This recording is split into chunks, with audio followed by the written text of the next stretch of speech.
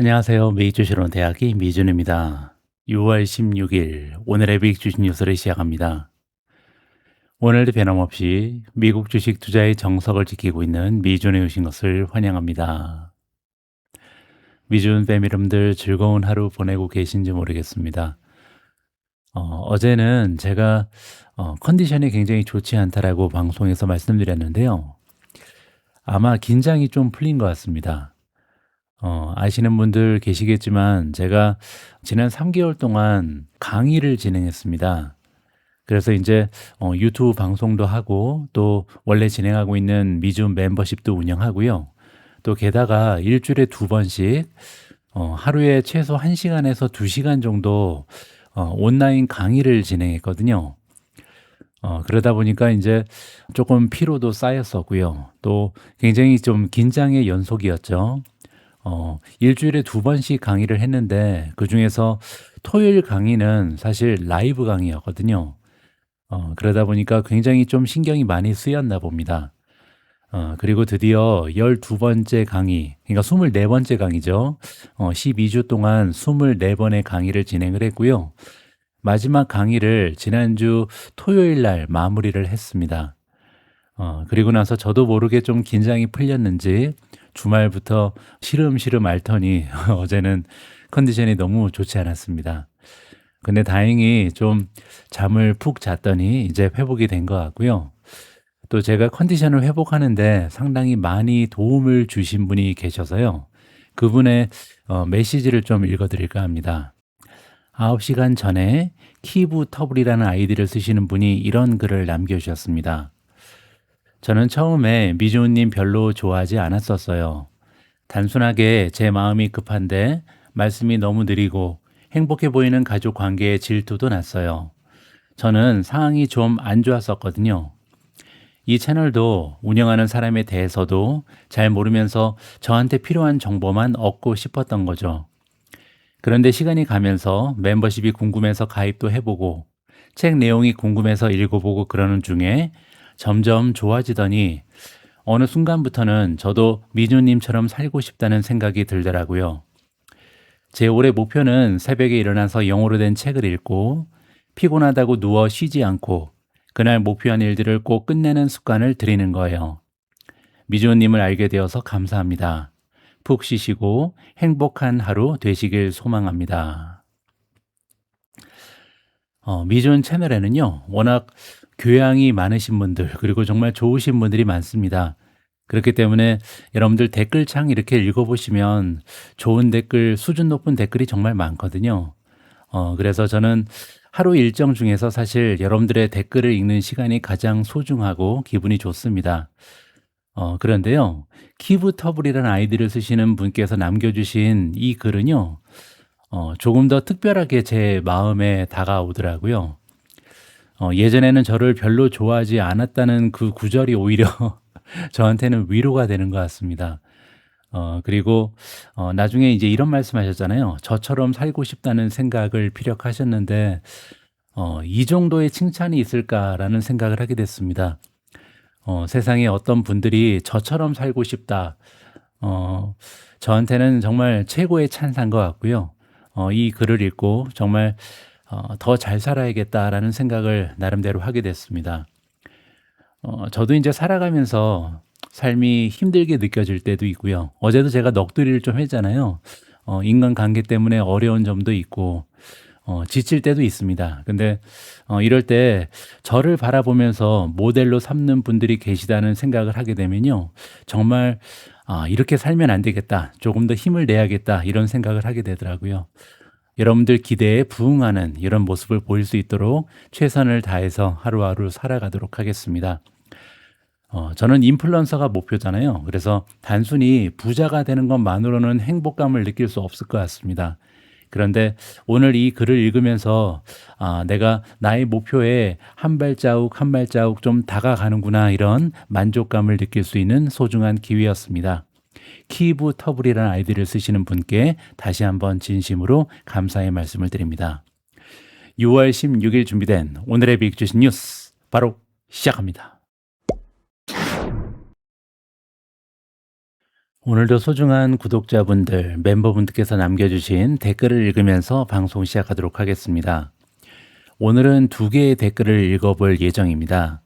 첫 번째 댓글은요, 오피터라는 아이디를 쓰시는 분께서 11시간 전에 남겨주신 글입니다. 미주님, 6주년 축하드립니다. 질문이 있습니다. 현재 주식 투자 비중 중 20%를 현금으로 보유하고 계십니다. 하지만 주식의 등락이 안정이 되면 현금 비중을 줄이실 계획이 있으신지요? 그럼 그 재투자의 트리거를 어떤 것으로 판단하시는지요? 저 역시 미주님을 따라서 20%의 현금을 보유 중인데 지금 곧 투자를 더 하지 않으면 더 큰 수익을 놓치지 않을까 생각도 듭니다. 욕심인가요? 그리고 일주일마다 투자 현황을 알려주시는데 저희 멤버는 투자가 변화되고 난 후 상황을 보고 비율을 조정하며 따라갑니다. 미리 조정 계획을 말씀해 주시면 저희도 준비를 할 수 있을 것 같아서요. 답변 부탁드립니다. 얼른 쾌차를 빕니다. 제가 예전에 여러분들께 이런 말씀을 드린 적이 있습니다. 꼭 미준이 아니더라도 좋지만 여러분들 유튜브 방송이라든지 멤버십을 참고하시면서 투자할 때는요. 너무 많은 채널이나 멤버십에 가입하시는 것보다는 그냥 가장 믿을 수 있는 한 2개 정도, 많아야 한 3개 정도의 채널을 구독하시는 게 가장 좀 아이디어라다 이런 말씀을 드린 적이 있는데요. 그 이유는 뭐였냐면 문맥을 이해해야 된다 이런 말씀을 드린 적이 있죠. 그래서 어떤 사람을 이렇게 좀 보면서 투자한다는 것은요, 그 사람의 투자 철학이라든지 투자 전략이라든지 지금까지의 이야기, 문맥을 모두 이해하면서 투자하는 게 굉장히 중요합니다. 그래야 참고할 수가 있거든요. 그런데 이제 단편적인 결정이라든지 단편적인 모습만 보고 그거를 만약에 따라하게 되면 굉장히 잘못된 판단을 할 가능성도 높습니다. 최근에 이제 미준 멤버십에 가입해 주시는 분들도 굉장히 많이 늘었고요. 또 구독자의 수도 매일매일 늘고 있습니다. 그러다 보니까 아직까지는 제가 투자하는 방식에 대해서 완전히 100% 이해를 하고 따라오지 못하시는 분들도 계시거든요. 최근에 이제 미준에 합류해 주신 분들께 이번 기회를 통해서 제가 현금 비중을 20% 가까이 가지고 있는 이유를 또 다시 한번 설명드려야 될 것 같습니다. 제가 현금을 20% 가까이 보유하고 있는 이유는요, 수익률을 극대화하기 위해서가 아닙니다. 그래서 아마 많은 분들께서는 제가 이렇게 현금을 들고 있다가 저가의 매수 기회를 찾아서 수익률을 극대화하기 위해서 타이밍을 맞추느라고 이렇게 생각하시는 것 같은데요. 제가 현금을 들고 있는 이유는 뭐냐면 장기 투자를 하기 위해서입니다. 저는 항상 방송에서 이렇게 말씀드리죠. 우리는 투자를 1, 2년 하고 끝낼 게 아니다. 한 달, 2달 하고 끝낼 게 아니다. 우리의 투자는 10년, 20년, 30년 끊임없이 이어져야 되고 사실 수익률만 굉장히 좋은 수익률이 확보가 되고요. 시간만 확보가 되면 누구나 부자가 될 수 있는 게 투자입니다. 시작은 굉장히 미약하더라도요. 시간만 확보가 되면 누구나 부를 쌓을 수가 있거든요. 그래서 시간이 가장 중요한데요. 그러면 이렇게 20년, 30년 투자하기 위해서 우리한테 필요한 건 뭐냐면요. 마음의 안정입니다. 안정감을 가지고, 그러니까 스트레스를 받으면 안 되겠죠. 투자의 과정이 즐겁고 보람되고 또 안정적이어야 됩니다. 그래야 우리가 투자를 하면서 인생을 망치는 일이 없잖아요. 만약에 투자의 과정이 하루하루 긴장의 연속이고 막 스트레스가 매일 쌓이고 매일매일 주가창을 봐야 되고 이런 과정이라면 얼마나 그 과정이 힘들겠어요. 그죠? 그러다 보면요. 투자는 그냥 빨리 한 2, 3년 하다가 때려치고 싶고 그 사이에 막 10배거를 찾고 20배 올라가는 걸 찾아서 빨리 부를 창출해서 나는 이제는 주식 투자 빨리 그만두고 싶다. 이런 생각을 하게 되잖아요. 그렇게 투자가 너무 어려워지는 거죠. 근데 저는 투자는요, 어려우면 안 된다고 생각을 합니다. 투자는 정말 쉬워야 되고요, 재밌어야 되고, 그리고 안정적이어야 되거든요. 재밌게 하고, 그리고 안정적이어야 되고, 위험하지 않아야 되기 때문에 우리가 모멘텀 투자를 하는 겁니다. 떨어지는 주식은 계속 이렇게 손절을 하면서 올라가는 주식만 갖고 있는 이유 중에 하나가요. 뭐 수익률도 그렇게 해야 많이 나지만 중요한 점은 마음의 안정도 찾을 수가 있고요. 스트레스에서 벗어날 수가 있거든요. 현금을 20% 가지고 있는 것도 마찬가지입니다. 제가 현금 비중을 중요시 여기는 이유는요. 현금이 이렇게 있으면요. 주가가 떨어지는 게 그렇게 두렵지가 않거든요. 오히려 너무 오랫동안 주가가 계속 올라가면요. 나는 현금이 있는데 왜 이렇게 계속 올라가지? 이렇게 조정이 찾아오기를 바랄 수도 있습니다. 근데 뭐 여러분들 알고 계신 것처럼 조정은요, 1년에 한 번쯤은 꼭 찾아오거든요. 그래서 뭐 조정이 안 온다고 걱정하는 거는 뭐 연예인 걱정하는 거나 마찬가지입니다. 결국은 오게 돼 있고요. 그러다 보면 20% 가지고 있는 현금을 사용할 수 있는 기회는 얼마든지 있습니다. 그래서 저 같은 경우는 20% 갖고 있다가 10% 이상 떨어지는 공식적인 조정이 오면 그거를 이제 거의 소진을 할 때까지 사용을 하죠. 그래서 트럼프 관세 때문에 떨어졌을 때도 제 현금 비중이 한 2%, 3%까지 떨어진 적이 있습니다. 근데 지금 현재로서는요, 제가 현금 비중을 그렇게 많이 줄이지 않고 있잖아요. 왜냐하면 제대로 된 조정이 온 적이 없죠.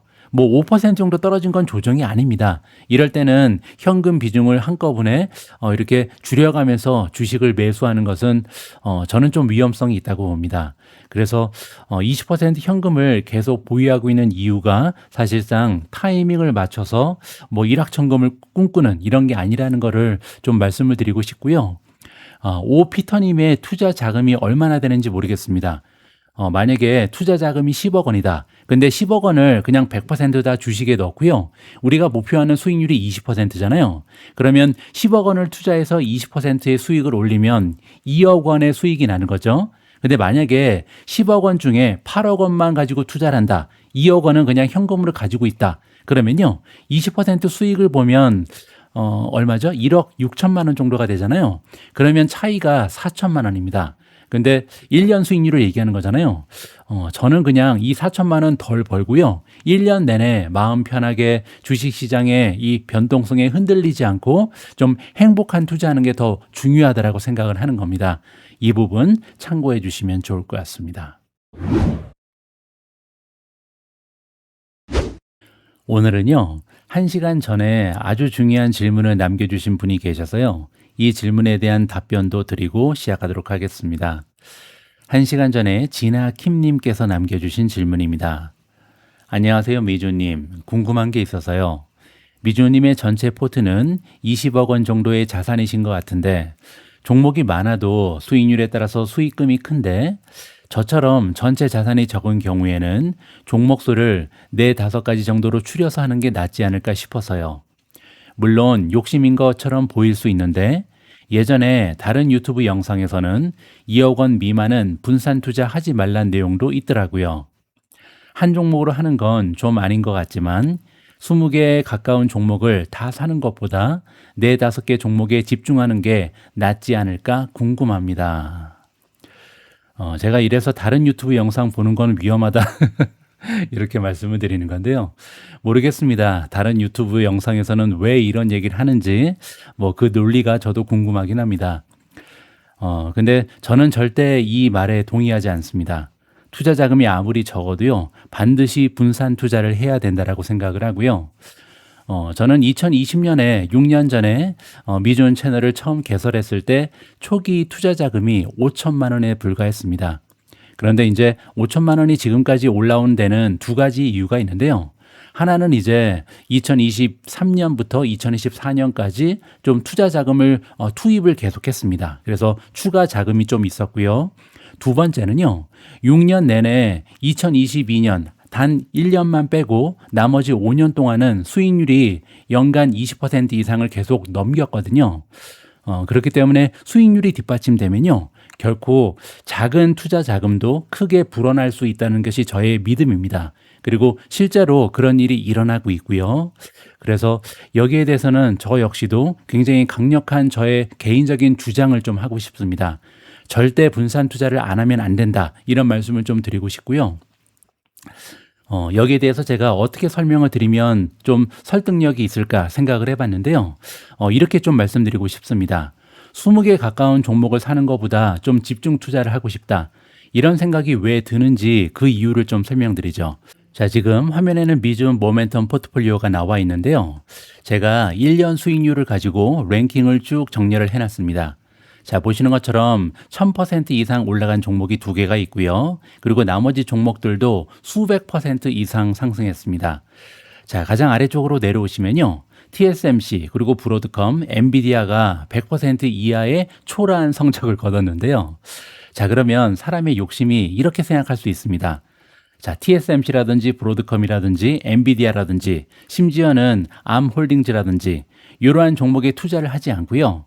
만약에 여기에 들어가 있는 투자 자금을 위쪽에 있는 샌디스크라든지 블룸에너지라든지 루멘텀이라든지 AAOI 이런 종목에 투자했으면 얼마나 좋았을까 이런 생각을 하게 된다는 거죠. 자, 그런데 여기에서 제가 여러분들께 드리고 싶은 말씀은요. 원인과 결과를 헷갈리면 안 된다 이런 말씀을 드리고 싶습니다. 미준 모멘텀 포트폴리오는요. 결과입니다. 이거는 우리가 모멘텀 투자 전략을 통해서요. 계속해서 리밸런싱하고 새로운 종목을 편입하고 모멘텀이 뛰어난 종목 위주로 포트폴리오를 가꿨기 때문에 만들어지는 포트폴리오거든요. 제가 한 3주 전인가 2주 전에 어처구니 없는 댓글 하나 때문에 좀 기분이 상했는데요.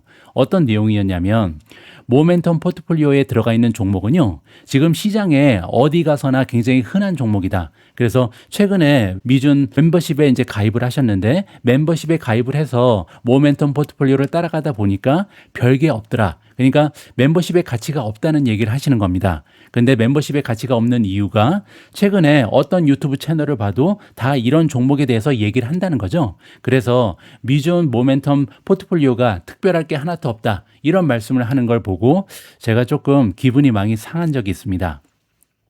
자, 그런데 여러분들 미준 멤버십에 오랫동안 가입하신 분들은 기억을 하실 텐데요. 예전에 미준 모멘텀 탑픽은요. 아무도 관심이 없던 종목이 대부분입니다. 예를 들어서 크레드 테크놀로지, 셀레스티카 이런 종목은요. 제가 2024년부터 포트폴리오에 추가를 했거든요. 그때는 크레도 같은 종목, 셀레스티카 같은 종목을 아는 사람이 거의 없었습니다. 그리고 그 위에 지금 델 테크놀로지가 있는데요.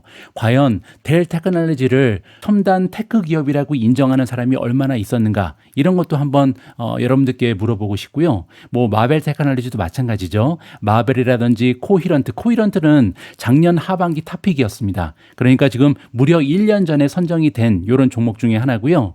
AAOI 같은 종목을 과연 미준 탑픽이 아니었다면 많은 사람들이 알 수 있는 종목이었는가? 저는 이렇게 좀 질문을 드리고 싶거든요.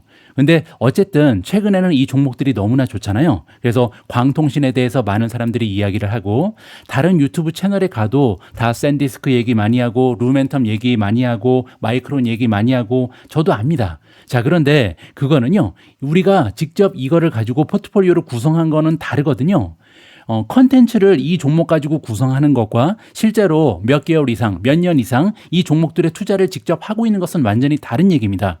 그래서 제가 이렇게 여러분들께 말씀드리고 싶은 부분 그리고 이 질문을 해주신 분께 드리고 싶은 조언은요. 모멘텀 투자를 하다 보니까 우리가 결과적으로 가지고 있는 종목이 이렇게 된 겁니다.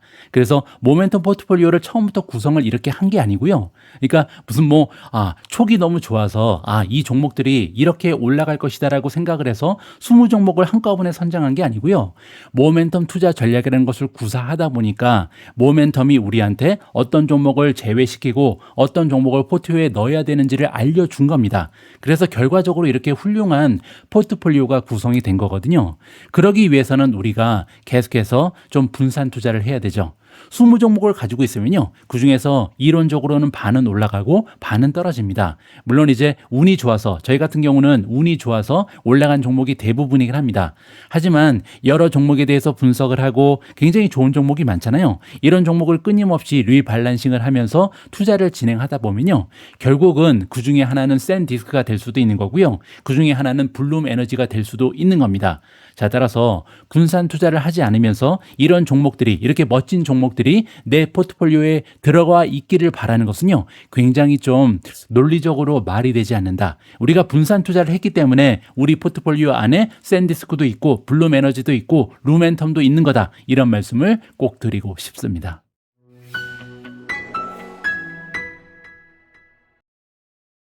다음에는 어제 미국 증시의 시황을 정리하도록 하겠습니다. 먼저 S&P 500 맵을 보시면요. 어제는 한눈에 딱 봐도 테크 기업이 시장을 지배했다. 전 세계를 지배했다. 이렇게 보시면 되겠죠. 자, 일단 매그 세븐이 모두 상승했습니다. 테슬라, 아마존, 메타, 구글, 엔비디아, 마이크로소프트, 애플이 동반 상승했고요. 그뿐만이 아니죠. 대부분의 테크 기업이 굉장히 밝은 녹색을 보이잖아요. 그 얘기는 상승했을 뿐만 아니라 급등한 종목이 대부분이다. 이렇게 해석이 가능합니다. 자, 그리고 어제 이렇게 테크주 위주로 급상승세를 보였던 이유가 따로 있죠. 그거는요, 미국과 이란이 드디어 호르무즈 해협을 연다, 이런 소식이 전달이 됐기 때문입니다. 미국과 이란이 4개월간 이어진 전쟁을 끝내기 위한 가합의에 도달했다. 이 얘기는요, 예비 합의에 도달했다라고 보시면 되고요. 따라서 결과적으로 글로벌 증시가 일제히 반등에 성공했습니다. 양국은 오는 금요일 날 스위스에서 공식 협정을 체결할 예정에 있고요.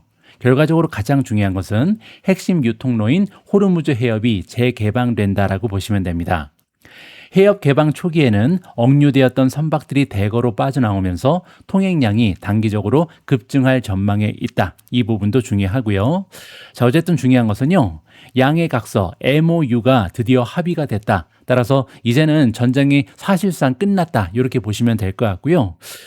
몇 시간 전에 전달된 트렌딩 뉴스를 보시면요, 이란과 미국이 지금 동의를 했는데요, 호르무즈 해협에 60일 동안 통행료가 없을 것이다. 그래서 통행료 문제가 완전히 영구적으로 해결된 건 아니고요, 적어도 2달 동안은 통행료가 없다. 이런 소식이 업데이트가 됐습니다. 따라서 아직까지는 약간의 불확실성은 남아있다. 이렇게 해석하는 것이 맞겠죠. 자, 어쨌든 엄청난 호재가 발생하면서 미국 증시가 급등했다. 이렇게 보시면 되고요. 자, 그리고 한 가지 굉장히 흥미로운 부분이 있는데요. 어제 각종 지수 중에 가장 상승률이 높았던 것은요, 단연 나스닥 100입니다. 다른 거에 비해서 월등하게 좋은 성적이죠. 3.14% 폭등했는데요. 자, 그 얘기는 뭐냐면 일단 나스닥이니까 기술주고요. 나스닥 100이니까 대형주입니다. 자, 가장 밑에 보시면 소형주는 마이너스 0.19잖아요. 자, 그 얘기는 지금 다우존스도 1% 올라가는데 그쳤고 소형주는 마이너스 0.19%, 즉 소형주보다는 대형 기술주가 훨씬 더 좋았다는 거죠. 자, 이거는요, 어떻게 보면 약간은 좀 아이러니합니다. 왜냐하면 전쟁이 끝나서 가장 많은 혜택을 받는 것은 결국 유가가 떨어지는 거죠. 자, 유가가 떨어지면요, 경기가 좋을 수가 있죠. 왜냐하면 금리도 떨어질 가능성이 높잖아요. 자, 그러면 원래는 경기를 타는 경기 순환주, 뭐 다우존스라든지 스몰캡이 좋아야 되는데요. 어제는 대형 기술주가 오히려 더 많이 달렸습니다. 저는 이거를 이렇게 해석하면 좋을 것 같은데요. 결국 시장에서는요, 지금 현재 경기가 좋아지는 것도 큰 호재로 보고 있습니다. 그렇기 때문에 두 번째로 많이 올라간 섹터는 경기 순환주거든요. 자, 하지만 가장 위쪽에 테크주가 위치한 이유는요, 결국은 시장에서 걱정했던 것은 경기가 안 좋아지는 게 아니었다. 가장 커다란 우려는 뭐였냐면요, 연준의 금리 사이클이었던 것 같습니다. 자, 지금 새롭게 케빈 워시 의장이 FOMC를 주재할 예정이 있습니다. 자, 그런데 문제는요, 지금 시장에서는 여태까지 이어져 왔던 금리 인하 사이클이 종료가 되고요, 잘못하면 올해 금리 사이클이 인상으로 바뀔 가능성도 있다, 이런 우려점이 올라가고 있었죠. 그리고 그 근거는 뭐냐면요, 전쟁이 너무나 장기화되면서 오일 가격이 나중에는 떨어질 수 없는 지경까지 이를 것이다. 자, 이런 우려가 있었습니다. 자, 그런데 이번에 전쟁이 종식되면요, 결국은 금리도 떨어지고 오일 가격도 떨어지고 금리에 가장 많은 영향을 미치는 인플레이션도 떨어질 가능성이 높잖아요. 그렇게 되면 트럼프 대통령이 바라는 대로 연준에서는요, 금리를 인상하지 않고 오히려 떨어뜨릴 수 가능성도 있다. 그래서 금리 인하 사이클이 지속될 가능성까지도 우리가 기대를 해볼 수가 있겠죠. 자, 그렇기 때문에 먼 미래를 보면서 투자하는 성장주 테크주가 어제 가장 좋은 성적을 기록했다. 이렇게 해석이 가능합니다. 자, 어쨌든 어제는 상승한 종목이 훨씬 더 많았습니다. 이제는 50일 이평선 이상으로 주가가 올라가 있는 종목이 62%를 넘어가고 있고요. 자, 다음에는 빅스인데요. 빅스는 많이 떨어졌겠죠. 16.21까지 하락했습니다. 이제는 50 이하로 RSI도 떨어졌잖아요. 자, 드디어 우리가 가장 좋아하는 고요한 장세로 접어들었다. 이렇게 보시면 될 것 같습니다. 자, 물론 Fear and Greed 인덱스는 조금 더 올라가는 게 좋겠죠. Fear, 아직은 공포 단계에 머물러 있는데요.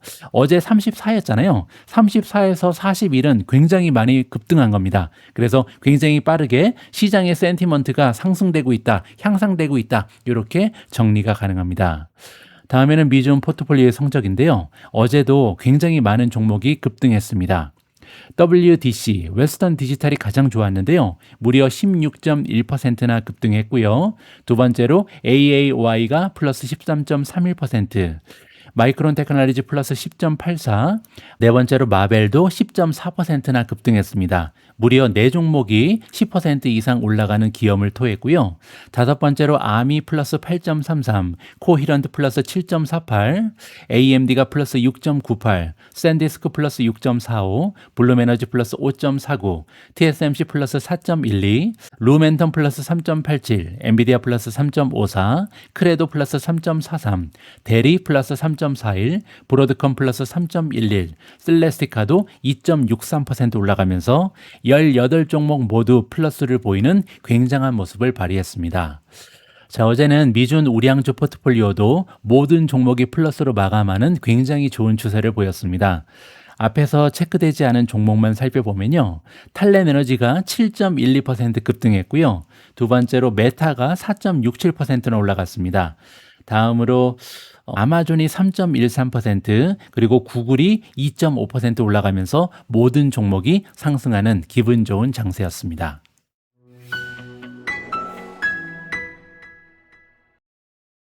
오늘의 메인 기사로 넘어갑니다. 오늘의 메인 기사는요. 우리가 흔히 AI 인프라 수혜주라고 부르는 이런 종목들, 특히 이제 미준 탑픽이 대부분 다 인프라 수혜주인데요. 이런 종목들에 투자하는 투자자 입장에서는 굉장히 중요한 뉴스 하나가 있어서요.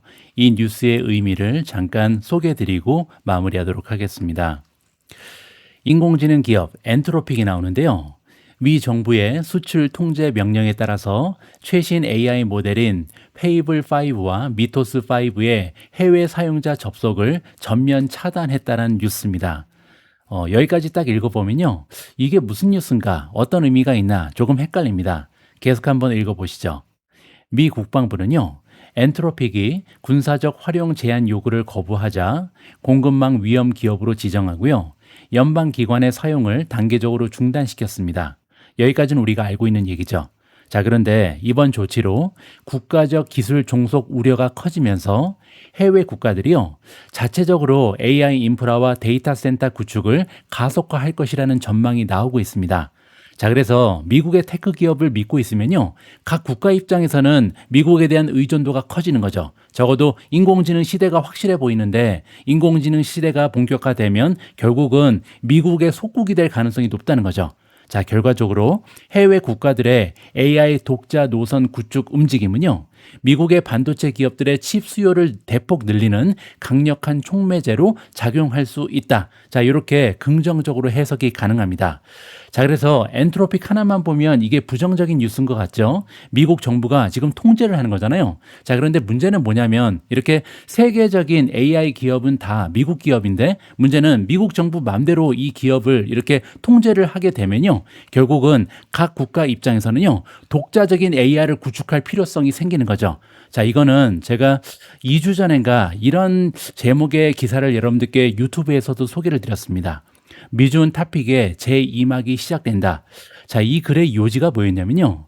엔비디아가 이번 분기부터 비즈니스 보고 체계를 개편했다. 이런 소식을 여러분들께 전달드린 적이 있죠. 자, 원래는요, 데이터 센터, 게이밍, 오토모티브, 프로페셔널 비주얼리제이션 이런 식으로 나눴었는데요. 갑자기 이렇게 바꿨습니다. 그러니까 딱 두 개로 나눈 건데요. 첫 번째는 데이터 센터, 두 번째는 엣지 컴퓨팅이죠. 자, 그 얘기는 뭐냐면 데이터 센터와 엣지 컴퓨팅이 지금 양대 산맥이다. 이렇게 이해를 하면 되고요. 또 하나의 커다란 의미가 있는데 그게 뭐였냐면요. 데이터 센터가 그만큼 커지고 있고 두 가지의 카테고리로 나눌 만하다. 이렇게 의미를 해석할 수가 있는데요. 첫 번째는 지금 현재 데이터 센터 수요를 독점하고 있는 4개의 기업들입니다. 그래서 우리가 잘 알고 있는 아마존의 AWS, 마이크로소프트의 애저, 구글의 클라우드, 그리고 메타잖아요. 자, 이 기업들이 사실상 지금 AI 인프라 투자에 메인 주류입니다. 이 기업들이 사용하는 그 돈 때문에 천문학적인 자본 투자 때문에 우리가 투자하는 AI 수혜주들의 주가가 급등하고 있는 거잖아요. 자, 그런데 엔비디아는요. 같은 규모의 시장을 여기에서 보고 있습니다. 두 번째 카테고리 ACI이라는 게 있는데요. 이거는 AI를 위한 클라우드, 그러니까 이거 역시도 앞에 나온 클라우드 기업과 마찬가지인데요. AI 쪽에 특화된 이런 클라우드를 얘기하는 거죠. 우리가 보통 네오 클라우드라고 얘기하는 거고요. 두 번째는 인더스트리얼 산업이죠. 그리고 엔터프라이즈는 대기업입니다. 마지막으로 소버린 AI가 나오는데요. 여기에서 소버린 AI가 뭐냐면 국가가 주도하는 AI 프로젝트를 얘기하는 겁니다. 여기에 대해서 제가 잠시 복습을 해보면요. 국가 단위에서 자국민의 데이터를 자국 내에서 처리하기 위해서 독자적인 AI 인프라를 구축하는 프로젝트를 우리가 소버린 AI라고 부릅니다. 미국의 데이터와 AI 인프라를 의존하지 않겠다는 유럽, 중동, 동남아시아 각국의 정부의 전략적인 결정이요. 엔비디아의 대형 수주로 이어지고 있다. 이쪽에 수주가 계속해서 이어지기 때문에 지금 엔비디아 입장에서는요. 아예 데이터 센터에서 세컨 카테고리로 따로 만들자 이런 생각을 하게 된 거죠.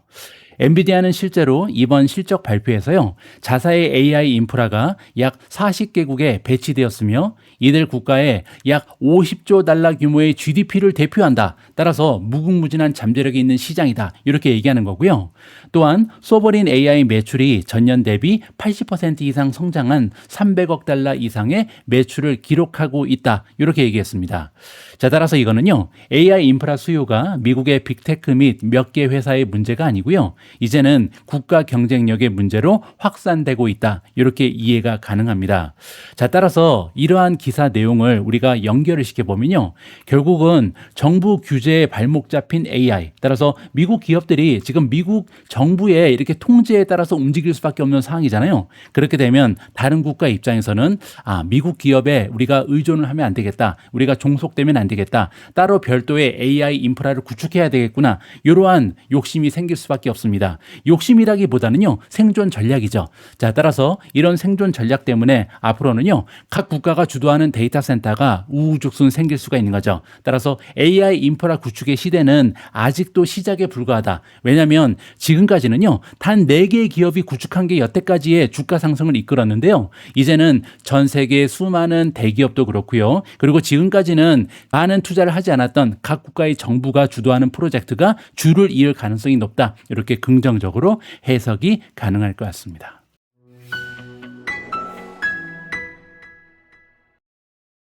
오늘 마지막으로 준비된 컨텐츠는 오늘의 미국 주식 영상입니다.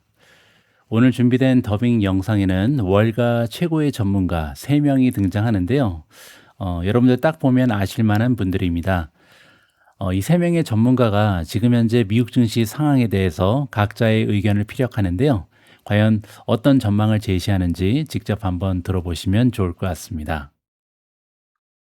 6월 16일 오늘의 미국 주식 뉴스는 여기까지입니다. 오늘 방송도 마지막까지 함께해 주신 분들께 감사 말씀드립니다. 매주 수요일 날은 미주음 방송이 없습니다. 저는 목요일 날 여러분들 투자 활동에 도움될 수 있는 컨텐츠 제작해서 다시 찾아뵙도록 하겠습니다. 우리 모두가 미국 주식 투자를 은퇴하는 그날까지 다 함께 화이팅입니다. 행복한 하루 되세요. 감사합니다. 톰 리, 금요일에 타결될 가능성이 있는 미국과 이란 간의 평화협정과 이것이 현재 시장에 어떤 영향을 미치고 있는지에 대한 의견을 듣고 싶습니다. 긍정적인 진전입니다. 아시다시피 전 세계는 호르무즈 해협의 개방 시한이 임박했다는 점과 석유 제품 재고가 고갈되고 있다는 점을 인지하고 있기 때문입니다.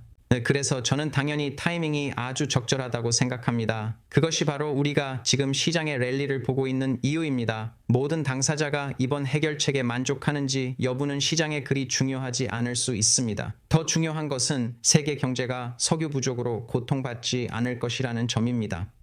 스티브, 흥미로웠던 점은 정각의 존 킬더프가 호르무즈 해협이 개방되면 유가가 $60 선으로 훨씬 더 빠르게 복귀할 것으로 생각한다고 말한 것입니다. 이는 지난 몇 달 동안 많은 이들로부터 들었던 유가 고공행진 장기화라는 개념과는 다른 이야기입니다. 네, 저는 항상 유가 하락을 전망해 왔습니다. 이란 갈등이 발생하기 전에도 우리는 공급 과잉 상태였고 다시 그 공급 과잉 상태로 돌아갈 것입니다. 미국은 최대 생산국입니다. 유가가 120달러 위에서 거래되지 못하고 이렇게 급격하게 떨어진 것을 보면 유가가 60달러대 영역에 진입하는 것을 보게 될 수도 있습니다. 모건 선물 채권을 보시면 제대로 파악하실 수 있을 겁니다. 우리는 65달러 부근에서 시작해 120달러까지 거래되었다가 다시 80달러로 내려왔습니다. 이것이 많은 사람들에게 충격을 줄 것이라 생각하며 이는 연준의 계산을 극적으로 변화시킬 것입니다. 좋습니다. 그 부분은 잠시 후에 다시 다루겠습니다. 하지만 먼저 댄 아이브스, 오늘 아침장 시작 전 나스닥이 상승세를 주도하고 있는데요. 위험 자산 선호 심리에 대해 말씀하셨는데 지금 가장 크게 급등하고 있는 것이 반도체 주식과 다른 종목들인가요? 보세요. 금요일은 골디락스의 날이었습니다. 왜냐하면 시장에 진입하면서 하락론자들이 마치 만원 관객의 극장에서 불이 났다고 소리치는 것처럼 스페이스X가 기술주들의 산소와 유동성을 빨아들일 것이라고 주장했기 때문입니다. 하지만 무슨 일이 일어났는지 보십시오. 브런슨과 닉스의 아웃차전을 보는 것 같았습니다. 그래서 저는 이것이 반도체와 기술주를 보유하라는 밝은 초록색 신호등이라고 생각합니다. 그리고 이것은 광범위한 기술주, 특히 우리가 스페이스 X에서 보았던 것에 대한 수요 측면에서 거대한 신호라고 생각합니다. 스페이스 X에 대해서는 잠시 후에 더 자세히 짚어보고 싶습니다.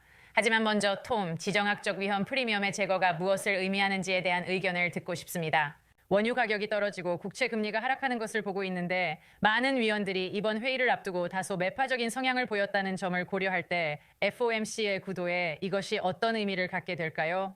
물론 새로운 연준 의장이 취임하긴 했지만요. 제 말은 시장이 이번 주에 케빈 워시의 관점을 시험할 것이라는 점입니다. 하지만 그가 유가 상승으로 촉발된 이번 인플레이션 급등을 일시적인 현상으로 치부할 수 있다는 진영에 속해 있었다면 일시적이라는 말이 최선의 단어는 아니지만요. 그는 비둘기파적인 성향을 보일 수 있습니다. 저는 시장이 그의 발언을 그런 식으로 해석할 여지가 더 많아질 것이라고 생각합니다. 따라서 그는 이번 주에 순풍을 타고 들어올 것이며 시장이 그의 의제를 존중할 가능성이 있습니다. 저는 이것이 실제로 FOMC의 상당히 호재라고 생각합니다.